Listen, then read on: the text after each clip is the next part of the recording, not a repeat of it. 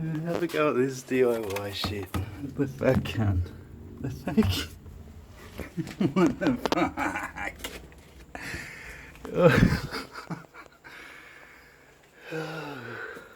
It gets better.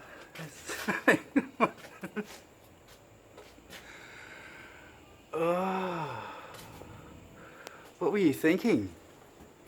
Like, what the fuck were you thinking? That's fucked, dude. That's fucked. Fucking hell.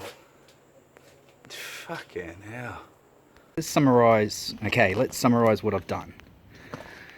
I found the conduit here, not to depth, all the way along here. So I brought it up along the fence line.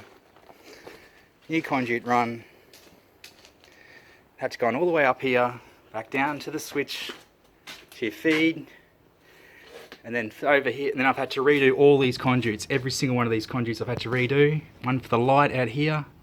One here goes out for the second light on the same switch. And this one over here goes for the power, comes down here. I had to drill this out, so that was all in mechanical protection. It wasn't before. And then down here, I've had to go on, redo all this as well, do that properly, go in through here properly, and I've had to put that up in there. And he actually gave me a proper PowerPoint now, proper weatherproof in here, so that'll keep me happy. And I just reused all the gear that he had. Yeah, it was a pain in the ass. I just had to redo it all, unfortunately.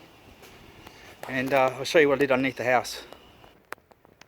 Okay, so here's what I've done to protect it. I've bent this straight and I've saddled it up there. Before it was on the piss. Well, still is a bit on the piss, but it's better than what it was. I'll put it like that politely. Okay,